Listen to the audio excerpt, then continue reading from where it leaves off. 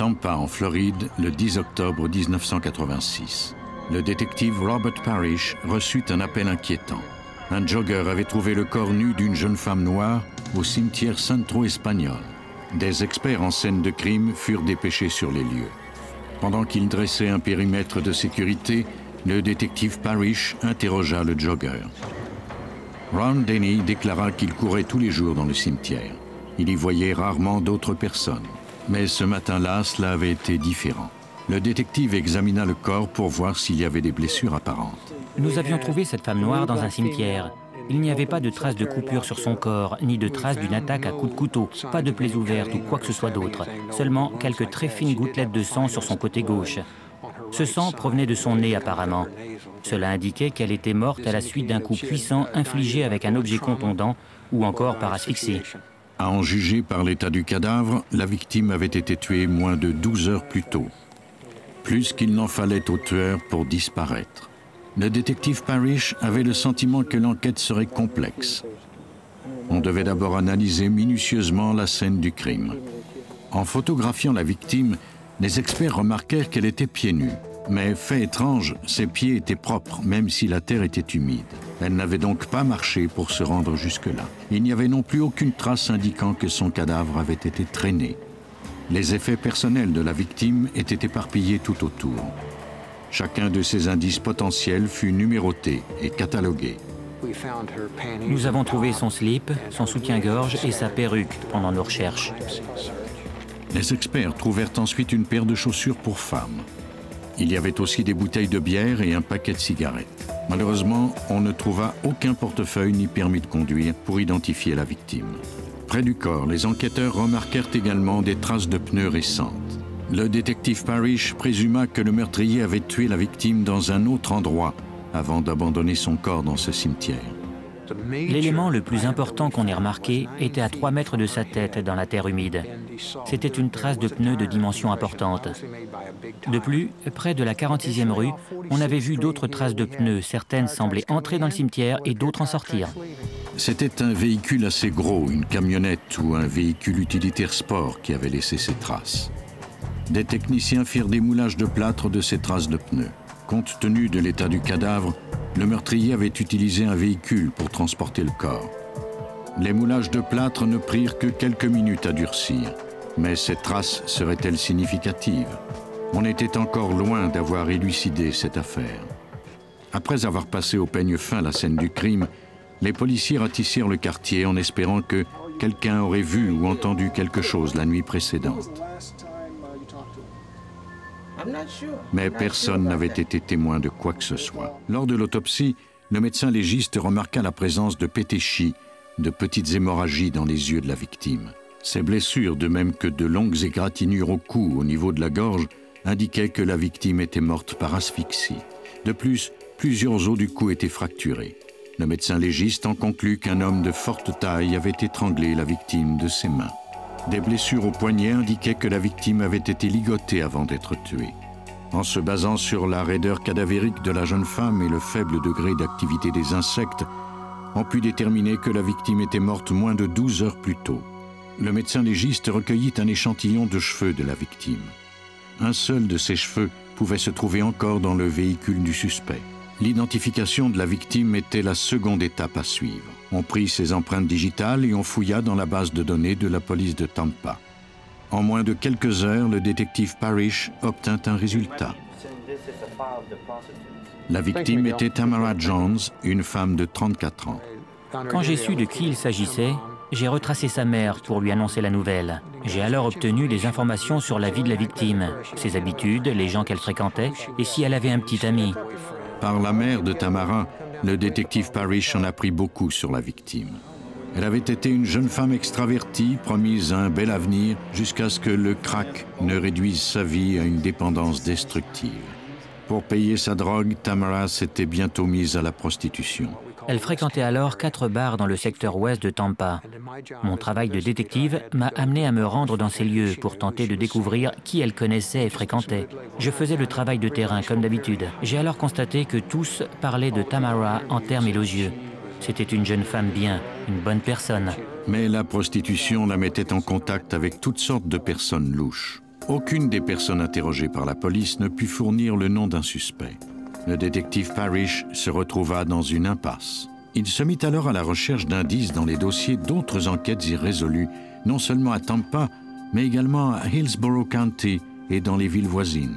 Il dut passer au moins une semaine à consulter les dossiers de tous les meurtres commis depuis les 2 dernières années et à chercher des éléments communs avec le meurtre de Tamara.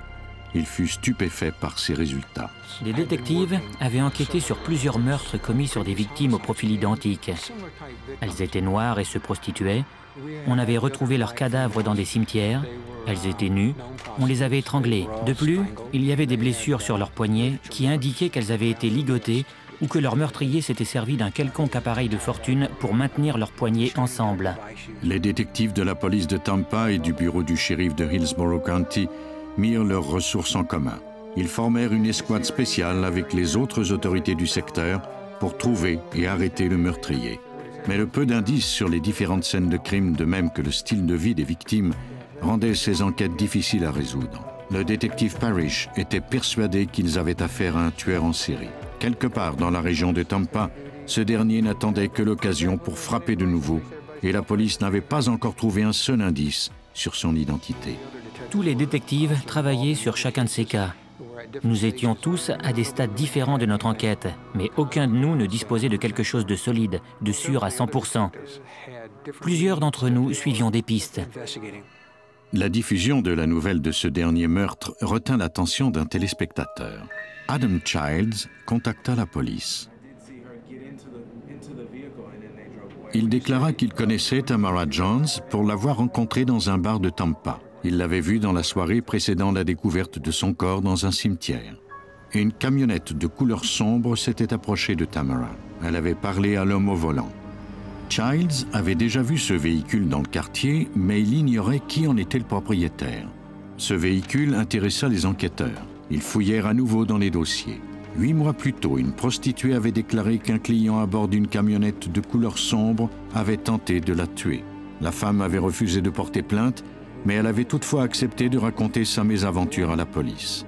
Selon elle, un homme noir de taille imposante et qu'elle connaissait sous le nom de Big Mike avait voulu l'emmener avec lui ce soir-là. Pendant qu'ils discutaient du prix d'une relation sexuelle, il l'a saisie par le cou et a commencé à l'étouffer. Elle a réussi à trouver la poignée de la portière, est descendue du véhicule et s'est enfuie en criant. Quand la police est arrivée, l'homme avait déguerpi. La femme donna aux enquêteurs la description de ce Big Mike et de la camionnette qu'il conduisait.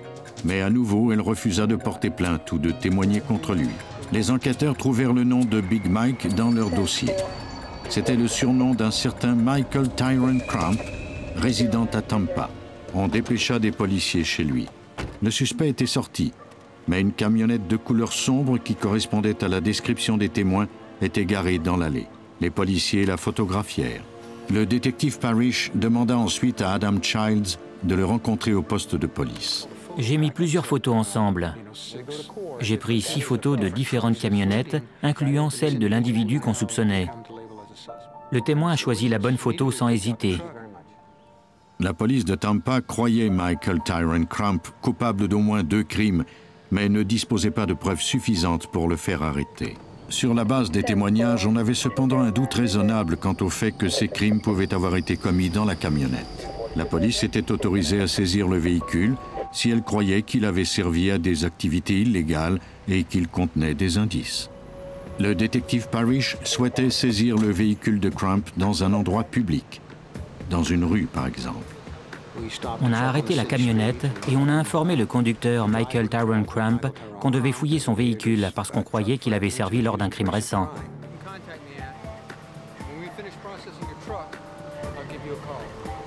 Crump resta calme, même quand on lui demanda s'il connaissait Tamara Jones.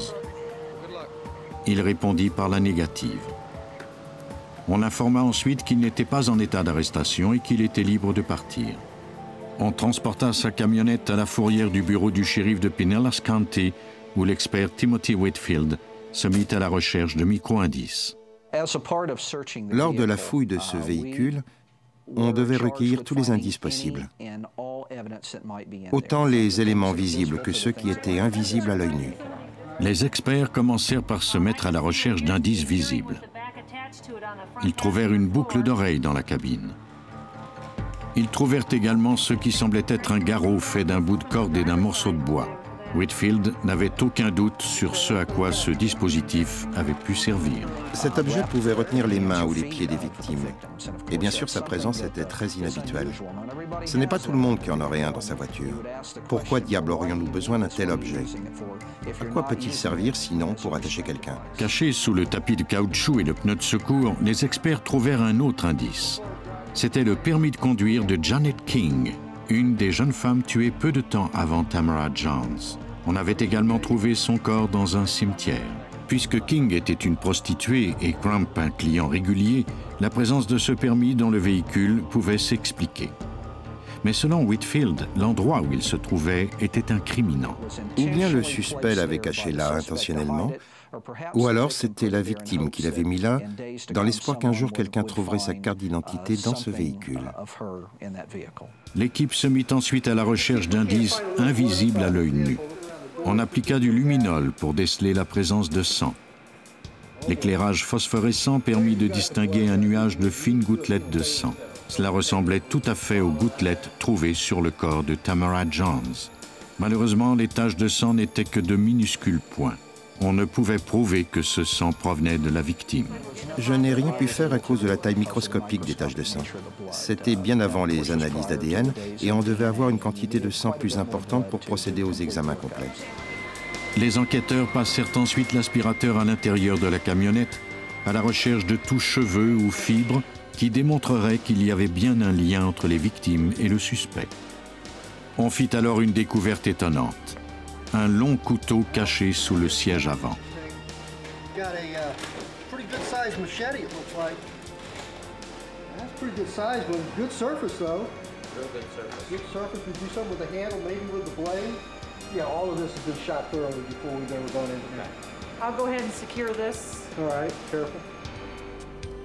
Les experts du laboratoire judiciaire purent déterminer que la corde du garrot avait le même diamètre que le lien qui avait servi à ligoter les victimes et dont on voyait les marques sur la peau. Mais l'indice le plus incriminant était un cheveu qui ne provenait pas du suspect.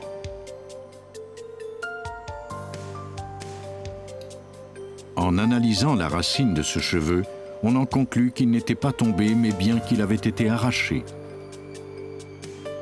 On compara ce cheveu à ceux de la victime, Tamara Jones. La couleur et la texture de ce cheveu différaient. On le compara ensuite aux cheveux de Janet King. Cette fois, ils étaient identiques. Les deux échantillons avaient été teints avec le même produit. Les experts croyaient disposer de deux échantillons provenant d'une seule et même personne. Bien que les indices trouvés dans la camionnette fussent très incriminants, ils ne prouvaient qu'une chose, que Janet King s'était trouvée dans ce véhicule. Maintenant, les détectives devaient démontrer que la camionnette de Crump avait bel et bien servi lors des meurtres. Mais le temps commençait à manquer. Sans preuves solides, Crump demeurait libre et d'autres femmes risquaient de se faire tuer. Il envoya ses moulages, de même que les pneus du véhicule, aux autorités de la Floride. L'expert Oral Woods analysa les sculptures des pneus pour vérifier si la camionnette de Crump pouvait avoir laissé les traces trouvées près du corps de Tamara Jones. Woods fut surpris de constater que la camionnette de Crump était équipée de 3 sortes de pneus différents. Les pneus avant étaient identiques, mais les 2 pneus arrière étaient différents l'un de l'autre. 2 des pneus de Crump correspondaient au moulage fait sur la scène du crime. J'ai dit au détective Parrish que nous étions définitivement dans la bonne voie et que ces indices étaient très précieux. Nous avions retrouvé plusieurs caractéristiques du modèle de pneu lui-même, aussi bien que plusieurs marques uniques. Les caractéristiques du modèle de pneu sont sa dimension et ses sculptures. Elles permettent d'identifier le fabricant. En examinant attentivement les photos, Woods conclut que les traces sur la scène du crime avaient les mêmes caractéristiques que le type des pneus arrière du véhicule de Crump. Il compara ensuite les moulages aux pneus afin d'y identifier des marques particulières comme de petites entailles des traces d'usure ou des petits cailloux qui s'y seraient encastrés. Tous ces éléments qui rendent l'empreinte d'un pneu aussi unique qu'une empreinte digitale. Sur le pneu arrière droit, il trouva ce qu'il cherchait. Sur une des parties du pneu, j'ai reconnu les petites entailles que j'avais remarquées sur le moulage de plâtre. Je suis allé encore plus loin en effectuant un moulage de cette partie du pneu. J'y ai retrouvé les mêmes marques que sur le moulage de l'empreinte. Woods put ainsi affirmer que la trace de pneu sur la scène du crime avait été produite par le pneu arrière droit du véhicule du suspect. Le 7 février, Michael Tyrone Crump se rendit au poste de police de Tampa pour aller y chercher sa camionnette. Mais juste avant, le détective Parrish avait des explications à lui demander. Pourquoi la femme qu'il avait vue le 9 octobre avait-elle été retrouvée morte le lendemain? Et pourquoi avait-on trouvé les traces de pneus de son véhicule à seulement quelques mètres du cadavre? Encore une fois, Crump nia connaître Tamara Johns. Il déclara qu'il travaillait dans le secteur et avait pris un raccourci en coupant à travers le cimetière le soir du meurtre.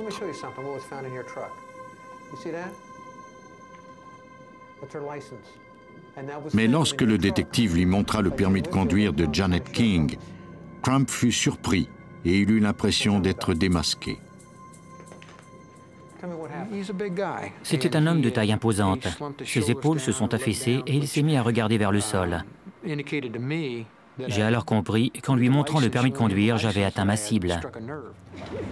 Crump reconnut avoir fait monter Tamara Johns à bord du véhicule le soir en question. Il ajouta qu'il s'était battu et que Tamara avait alors tenté de le poignarder. Il reconnut l'avoir étranglé, mais jura que c'était par légitime défense. Pour le détective, la version de Crump de la mort de Tamara ne tenait pas compte du garrot et des blessures au poignet de la victime. Les indices laissaient plutôt croire que Crump avait planifié le meurtre de sa victime selon un mode d'opération qu'il avait déjà utilisé auparavant. Les enquêteurs questionnèrent ensuite Crump sur le meurtre de Janet King. Il reconnut l'avoir déjà fait monter à bord de son véhicule, mais ajouta qu'elle l'avait laissé à peine quelques minutes plus tard. Il déclara qu'il ne connaissait pas les 7 autres victimes. Les détectives n'en crurent rien. Comme toutes ces autres femmes noires avaient connu une mort semblable, j'étais convaincu qu'il était mêlé à ces meurtres.